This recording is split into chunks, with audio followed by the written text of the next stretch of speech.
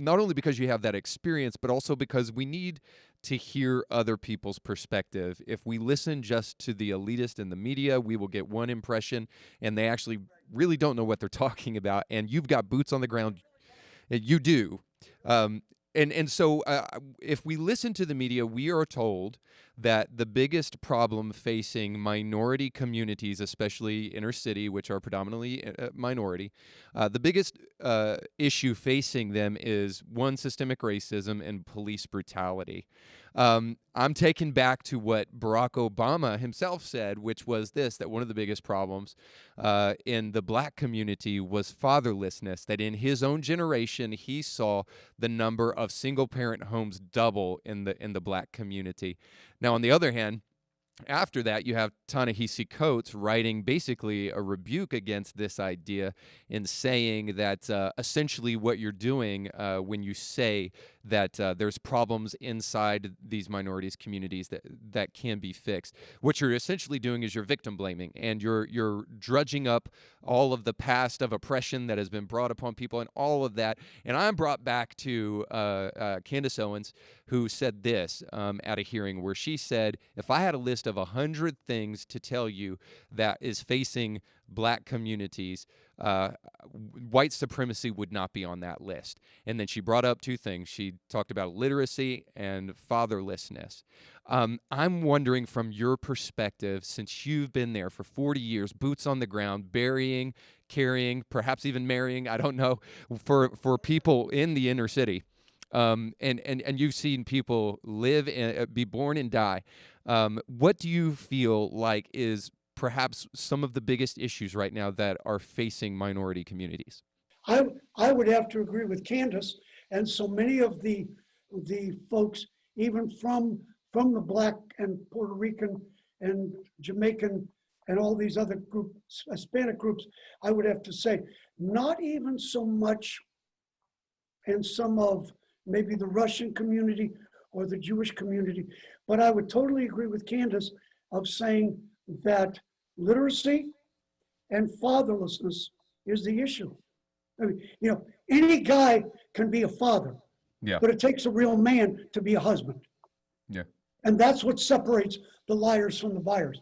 You look at these kids, and I'm going to tell you, because we've done some research on this, 70 to 73% of the kids that come to our Sunday school are fatherless. Yeah. Why do you think that I push to get men here as Sunday school teachers, get men on staff?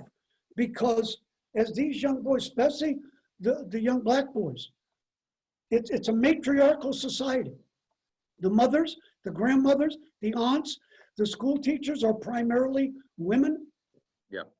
So the only interaction that a lot of these kids have with men is the police.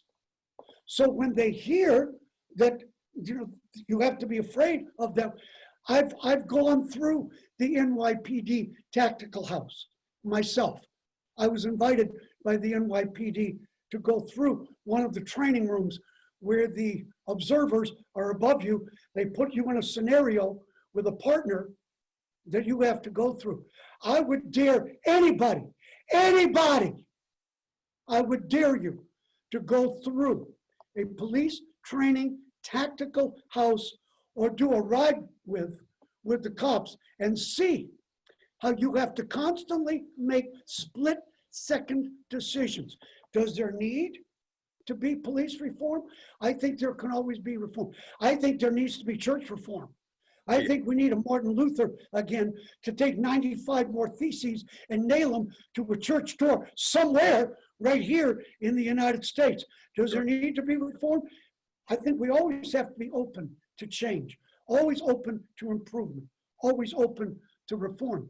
But as a guy that's earned his stripes on these streets for 40 years, I would challenge anybody to any sit down and say, okay, what are the problems? That's why I still drive the bus. Yeah. That's why we do Sunday school here. That's why I came here, was to reach a generation of kids that without the gospel, they're not going to make it. It is just that simple. And we like to talk about all the other things that we should be doing and be politically correct and say the right things, that's foolishness. Yeah, agreed. Yeah, It's agreed. foolishness. It's when the church becomes the church. Let the church be the church. When I was in 9/11, the only ones that I even felt comfortable working with that wasn't a scam was the Salvation Army. We work like this with the Salvation Army. And that's also the reason why the director of the Red Cross was fired 6 months after 9/11, because she was skimming off the top. So don't talk to me, folks.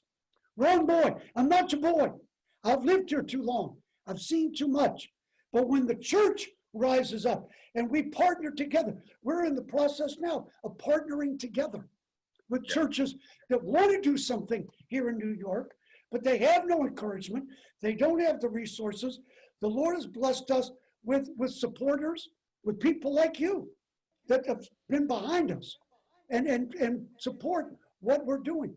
We have a child sponsorship program where people can sponsor a kid, in the Philippines and in India, but they can sponsor a kid right here in the ghetto. Come visit the child. For these kids that have never had an ice cream cone in their life, come sit with them, pray with them, let them know that somebody cares for them. Catch new episodes of Indie Thinker with Reed Uberman for free right now by going to YouTube or Spotify or wherever you get your podcasts. Simply type Indie Thinker with Reed Uberman in the search bar and click on my face. Don't forget to like, rate, and subscribe to stay informed when a new episode drops.